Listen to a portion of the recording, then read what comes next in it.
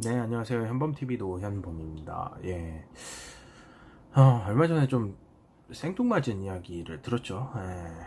트럼프가. 사실 이 주제 그렇게 하고 싶진 않았는데, 제가 국제관계에 대해서 그렇게 잘하는 사람은 아니고, 그냥 제 개또처럼 가지고서 얘기를 하는 거라서. 트럼프가 그린란드를 팔아라고 얘기를 하는 그런 상황이 있어요. 예.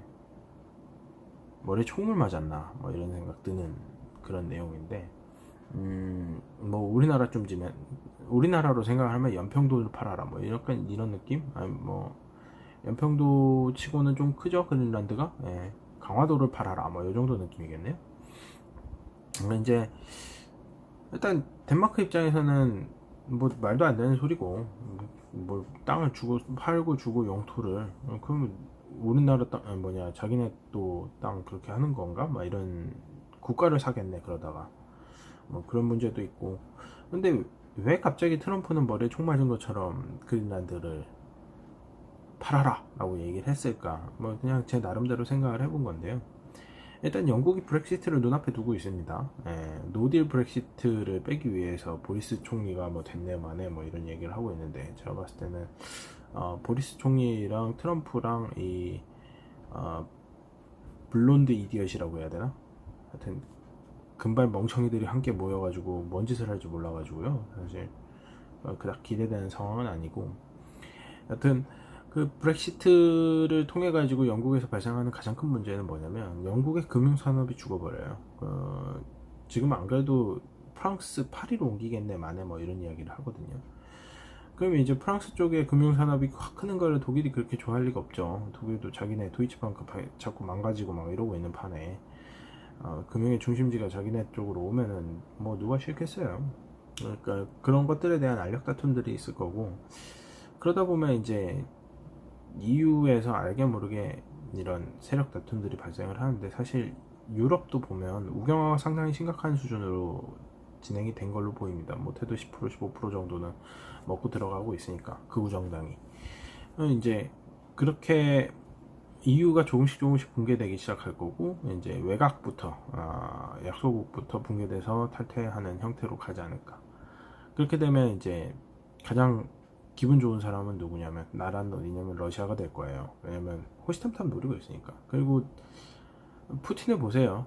거기도 마더 러시아를 재건하고 싶어 하지 않을까요? 그러니까 그레이트 브리튼과 그 다음에 아메리카 넘버원과 마더 러시아가 만나가지고 각축을 벌이는 곳이 유럽이 될 가능성이 높다.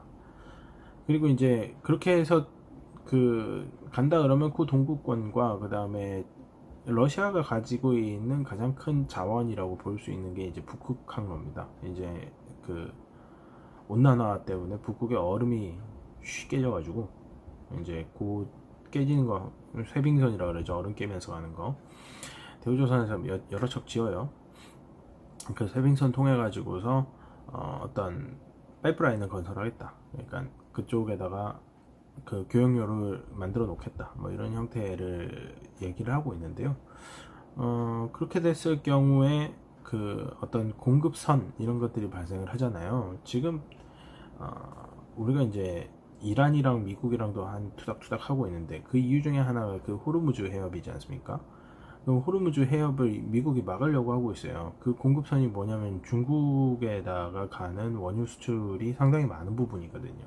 이란에서 중국으로 갈 때 호르무즈 해협을 통과를 해서 보냅니다. 뭐 중국은 가만히 있나요? 중국 같은 경우에는 이제 다른 곳에다가 통행세를 받고 싶어 하는 거죠. 그런 식으로 차단할 수 있는 전략적 요충지를 찾고 있는데, 그게 남중국해입니다. 거기다 인공섬 겁나 짓고 있습니다. 뭐 바다에다 세면 쳐붓고 있는 거지 그냥.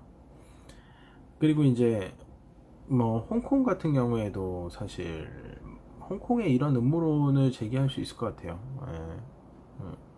홍콩, 싱가포르를 연결하는 말레이 해협에 대해서도 이제 그 차단을 할 수 있다라고 하면 전략적 요충지가 되는 거죠. 지금 바다를 대상으로 전쟁을 하고 있다라고 그런 생각이 좀 들고 있거든요. 그랬을 경우에 그린란드는 사실 꼭 필요한 요충지입니다. 근데 덴마크가 미국이 뭐라 한다 그래서 이래라 저래라 한다고 해서 바뀔 나라도 아니고, 우리나라처럼 전통의 호구 우방도 아니고, 그리고 덴마크의 정치 역시 미국이 이래라 저래라 한다고 해서 쉽게 흔들릴 만한 그런 정치도 아니죠. 국민들이 그 부분에 있어가지고 민주적으로 행동을 한다라고 하면 미국이 뭐 하라 그래가지고 하겠어요. 그러니까 그냥 아싸리 니네 쓸모없는 땅 같으니까 내가 살게 이러는 거랑 크게 다르지 않아요. 왜냐면 나는 거기에다 미사일과 해군 기지를 건설하고 싶거든. 뭐 이렇게 되는 거거든요. 그렇게 봤을 때 그렇게 그런 일련의 단계가 간 게 아닌가. 저는 그렇게 봅니다. 그리고 이제 뭐 어찌 생각을 하면 미국은 민주주의가 겁나 싫은 거죠. 미국은 적어도 자기네만 민주주의면 좋겠다라는 느낌으로 지금 살고 있는데 트럼프 때문에 그런 건지 모르겠고 여튼 전쟁을 하고 있어요. 러시아와 중국이랑.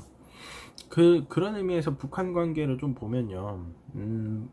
우리나라랑 북한이랑 뭐 전쟁을 하네 마네 이런 거는 사실 우리나라 입장에서 싫어하고 어떤 의미로든 미국에서는 어떤 의미로든 한반도라고 하는 거는 굉장히 전략적 요충지인데 후드려 까서 정리할 수 있는 상황이 아니다 보니 차라리 선점하는 게 어떨까 하면서 북한에다가 유화책을 쓰고 있는 게 아닌가라는 생각이 듭니다. 러시아 입장에서는 북한이 굉장히 맛깔스러워요. 왜냐면 현재 부동항이라고 불릴 만한 데가 블라디보스톡밖에 없기 때문에 얼음이 얼지 않는 항구.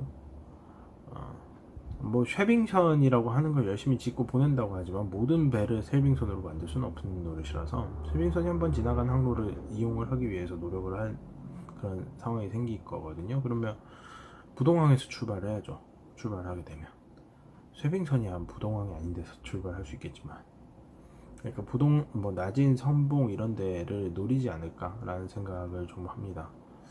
우리도 좀 이런 부분에 대해서 고민을 해보긴 해봐야 될 것 같아요. 뭐 1대1로는 중국 거지. 뭐 신북방 정책, 신남방 정책 하면서 열심히 얘기는 하고 있긴 한데 뭐 그렇게 구체적인 건 없는 것 같고 뭐 저도 구체적이진 않습니다. 그냥 생각해보는 거예요. 어디까지나 제 개토 철학에 관련된 거라서. 미국과 중국이 전쟁 중인데 지소미아를 파기한 거는 잘한 거냐? 잘 모릅니다, 저도. 솔직히 말해서 지소미아가 그렇게 의미 있는지도 모르겠어요. 일본이랑 우리랑 정보 주고받는 게 미국이랑 무슨 상관? 물론 그럼에도 불구하고 미국 입장에서는 싫어 이러고 있겠지. 미국은 이제 일본을 큰형님으로 만들고 싶어 하는 것 같아가지고. 그러니까 저는 이 지소미아 파기에 대해서 이렇게 생각을 해요. 한국이 일본을 형님으로 모시고 미국을 아빠로 모시고 있는 그런 상황에서 이제 미국은 여전히 아빠로 모시지만 일본은 형으로 모시지 않겠다라고 하는 게 그냥 지소미아 파기 정도의 의미지 않을까. 뭐 미국 입장에서는 실망스러워. 니들끼리 잘 지내야지 형제들이 뭐 이런 느낌이고 일본 입장에서는 이제 동생이 개긴다라고 얘기를 하겠지. 우리 입장에서는 다 까지 마라 뭐 이렇게 얘기하는 거고 뭐 그렇게 생각을 합니다. 좀 잡소리가 많아졌는데요. 그린란드가 갑자기 툭 튀어나온 갑툭튀 트럼프의 땅 욕심 이런 것 때문에 나왔다기보다는 트럼프 행정부가 외교적인 해법으로 그린란드에다가 군사적인 목적의 기지를 설치할 수 없는 상황이다라고 봐서 나온 게 아닌가 라는 생각이 듭니다. 네, 이 주제는 여기까지 하겠습니다. 고맙습니다.